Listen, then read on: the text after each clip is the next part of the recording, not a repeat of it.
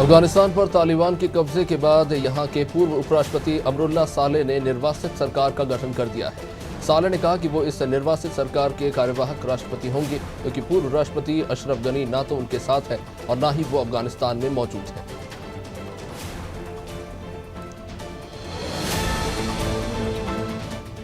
अफगानिस्तान पर तालिबान के कब्जे के बाद दुनिया पर एक नया खतरा मंडरा रहा है। अमेरिकी आर्मी के joint chief of staff general mark मिले के मुताबिक अफगानिस्तान पर तालिबान के कब्जे का असर पाकिस्तान और उसके न्यूक्लियर वेपन्स पर पड़ सकता है।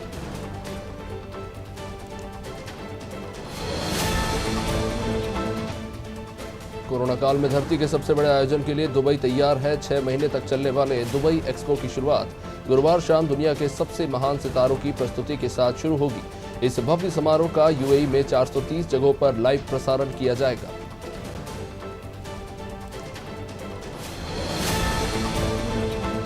सीमा विवाद को लेकर चीन अपनी हरकतों से बाज नहीं आ रहा। एक तरफ बातचीत से विवाद सुलझाने की बात करता है तो दूसरी तरफ घुसपैठ करना नहीं छोड़ रहा। ताजा घटना उत्तराखंड के बाराहोती सेक्टर से लगे बॉर्डर की है, जहां चीन के 100 सैनिकों ने पिछले महीने एलएसी क्रॉस की। ये जानकारी अब जाकर सामने आई। फ्रांस ने इस्लामी कट्टरपंथी संगठनों के खिलाफ शिकंजा कसना शुरू कर दिया है।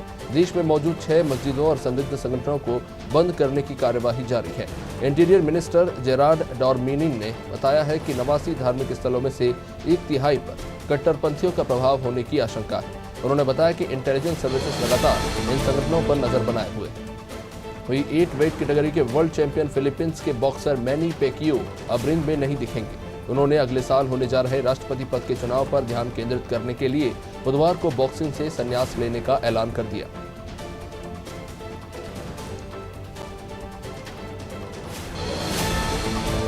उत्तर कोरिया ने जगंग प्रांत में अपनी नई विकसित हवासोंग 8 हाइपरसोनिक मिसाइल का परीक्षण किया।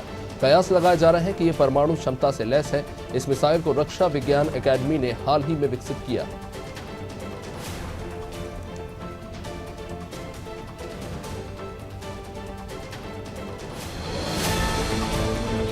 स्पेन में पाल्मा आइलैंड पर फटे ज्वालामुखी ने मुश्किलें और ज्यादा बढ़ा दी है। अब इसका गर्म लावा अटलांटिक ओशियन में जा पहुंचा है। इससे पलाया नुएवा इलाके में भाप के बादल उठते नजर आ रहे हैं। इन वॉल्कन ने ये जानकारी दी है कि ये ज्वालामुखी 19 सितंबर को फटा था।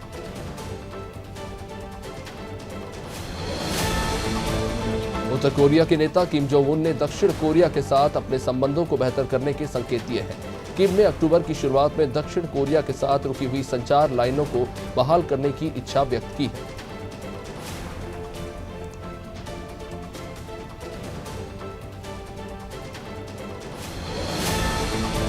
अफगानिस्तान पर तालिबान के कब्जे के बाद से अमेरिका, भारत, ब्रिटेन समेत कई देश अपने देश की सुरक्षा को लेकर चिंतित हैं। इस बीच अमेरिका ने अफगानिस्तान पर तालिबान के कब्जे और उनके शासन के दौरान पाकिस्तान के परमाणु हथियारों को लेकर गहन चिंता जाहिर की।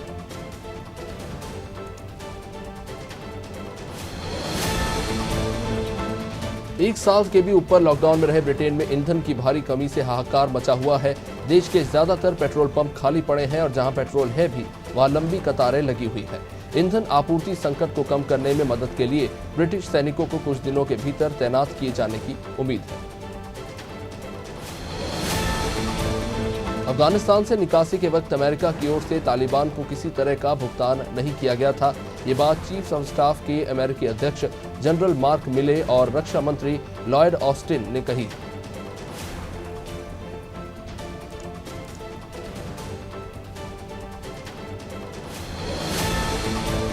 संयुक्त राष्ट्र में भारत ने सीरिया में आतंकवाद को बढ़ावा देने वाले बाहरी तत्वों की भूमिका पर चिंता जताई और कहा कि वह आईसिस और हयात तहरीर अल शाम जैसे कुख्यात आतंकवादी संगठन मजबूत हो रहे हैं। उन्होंने ये भी कहा कि देश में लंबे समय से चले आ रहे संघर्ष का सैन्य समाधान नहीं हो सकता। दुनिया भर में कोरोना के मामले बढ़कर 23 करोड़ के पार जा पहुंचे हैं। इस बीच दुनिया के कई देश कोरोना से जुड़े सख्त पाबंदियों में छूट दे रहे हैं। वियतनाम का सबसे बड़ा शहर व्यापार को पुनर्जीवित करने के लिए कोविड प्रतिबंधों को उठाना शुरू कर चुका है।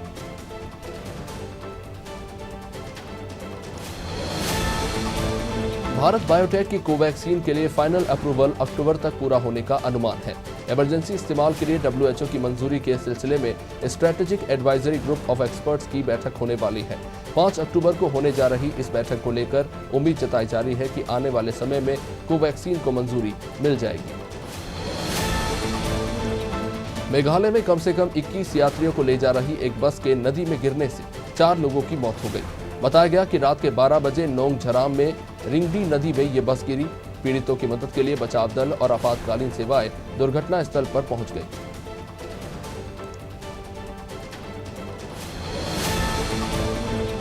इलेक्ट्रॉनिक्स और सूचना मंत्रालय के सचिव अजय प्रकाश साहनी ने संयुक्त राष्ट्र महासभा के open software to open society कार्यक्रम में हिस्सा लिया।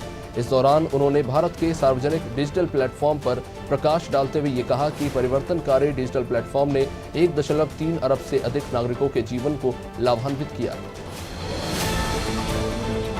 देश में एक बार फिर कोरोना वायरस के मामले बढ़ रहे हैं। देखा जाए तो केरल ही एकमात्र ऐसा राज्य है जहां देश में रिपोर्ट हो रहे कुल मामलों के आधे मामले दर्ज हो रहे हैं। लेकिन अब देखने में आ रहा है कि बाकी जगहों पर भी मामलों में हल्की सी बढ़ोतरी देखने को मिली है।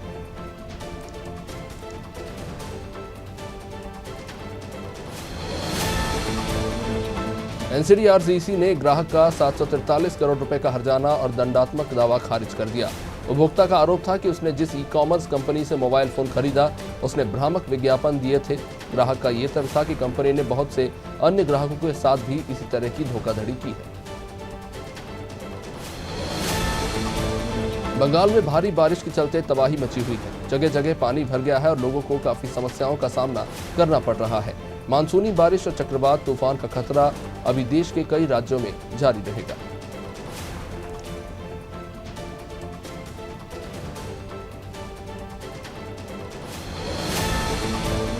दिल्ली के मुख्यमंत्री अरविंद केजरीवाल ने विद्यार्थियों के मन में देश प्रेम पैदा करने के लिए सरकारी स्कूलों में देशभक्ति का नया पाठ्यक्रम शुरू किया है।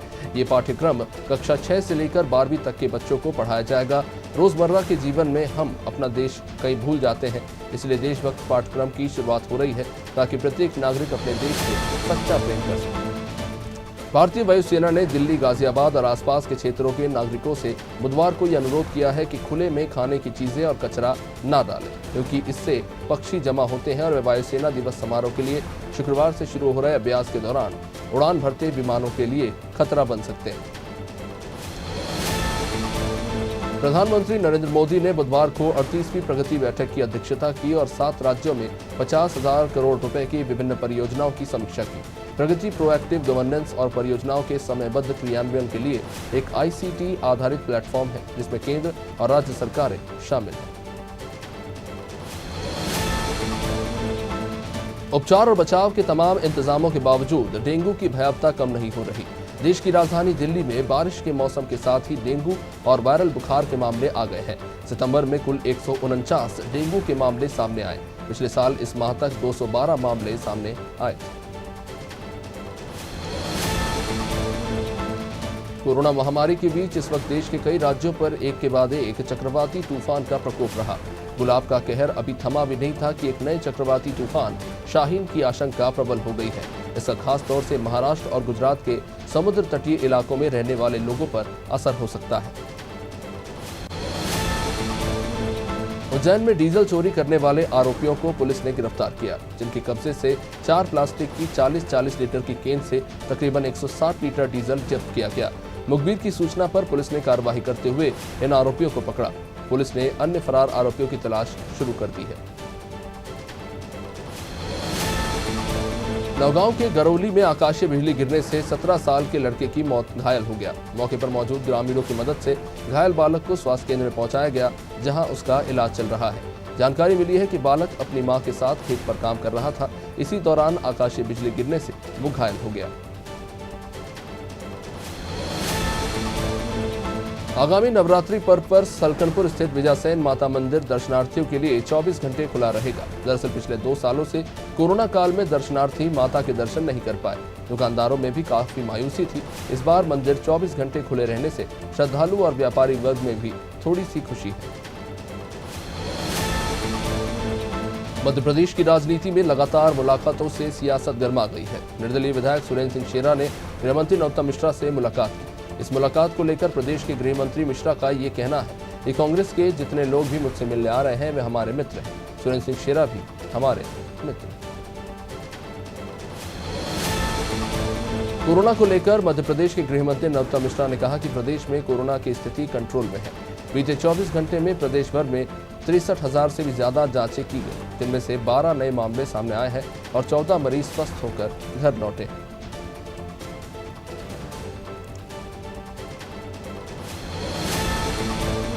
होशंगाबाद के संसदीय क्षेत्र के सांसद राव उदय प्रताप सिंह गाडरवाड़ा के चिचली पहुंचे, जहां उनके वृक्षारोपण कार्यक्रम में बड़ी संख्या में नगर की महिलाएं और नागरिक अपनी अपनी समस्याएं लेकर सांसद से मिलने पहुंचे। समस्याओं की उपेक्षा करने पर गुस्साई महिलाओं ने शराब दुकान में ताला लगाकर विरोध जताया। इस दौरान सांसद और लोगों के बीच में कहासुनी हो गई।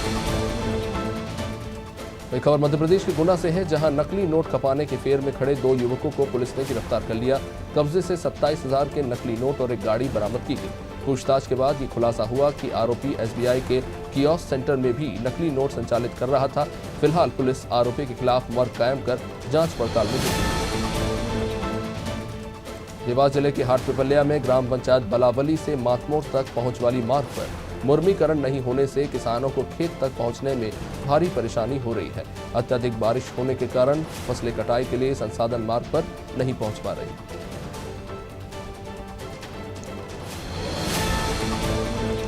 अशोकनगर कलेक्टर आर उमा माहेश्वरी ईसागढ़ तहसील पहुंचकर विभागों के कामकाजों का जायजा लिया। इस दौरान उन्होंने स्वास्थ्य विभाग, शिक्षा विभाग और राजस्व विभाग सहित अन्य विभागों में हो रही कमियों को दूर करने के निर्देश दिए।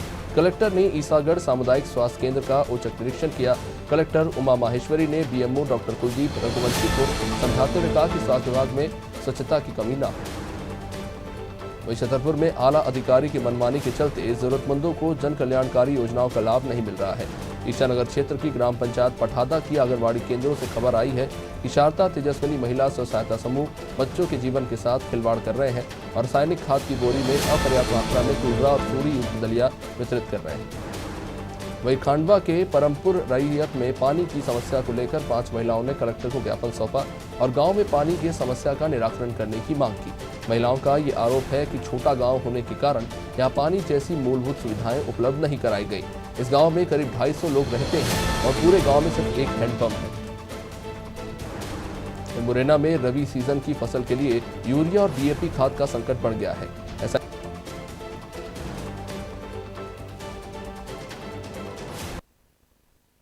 इसलिए हो रहा है क्योंकि मुरैना जिले को यूरिया और डीएपी खाद का पर्याप्त स्टॉक नहीं मिला। हालत यह है कि 4 जिले की सरकारी संस्थाओं से लेकर बाजार की दुकानों पर डीएपी खाद खत्म हो चुका है। खाद कारोबारी केंद्रीय कृषि मंत्री तोमर ने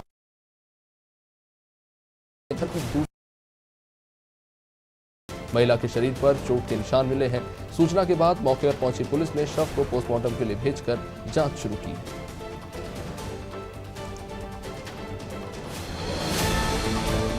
सागर जिले के सेमरा लहरिया घटना के बाद एक तरफा कार्रवाई से आक्रोशित ब्राह्मण समाज एकजुट होता नजर आ रहा है। अब एक तरफा कार्रवाई के विरोध में शक्ति प्रदर्शन करने के लिए जुट रहा है। इसके लिए ब्राह्मण समाज ने खेल परिसर के मैदान में सभा का आयोजन किया।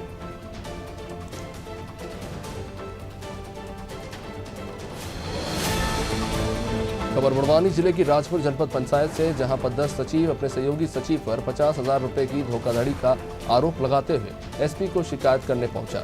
सचिव संजय निहाले ने बताया कि ट्रांसफर के लिए अपने सहयोगी सचिव मियान सिंह ग्राम पंचायत नादिया जनपद सेंधवा को 50,000 रुपए दिए थे, लेकिन 1 साल बाद भी आवेदक के पैसे नहीं। बड़वानी में युवक से ठगी का मामला सामने आया है। आरोपी मोहम्मद छोटू खान ने सरकारी नौकरी का लालच देकर युवक से 1.5 लाख रुपए ऐंठ लिए। युवक के पिता रमेश कुवावत के मुताबिक आरोपी मोहम्मद स्वास्थ्य विभाग में नौकरी दिलवाने के नाम पर पैसे मांगे थे, लेकिन पैसे लेने के बाद ना तो उसने नौकरी दिलवाई और ना ही पैसे लौटाए। जांजगीर चांपा कलेक्टर कार्यालय सभाकक्ष में विभागीय अधिकारियों की समीक्षा बैठक हुई।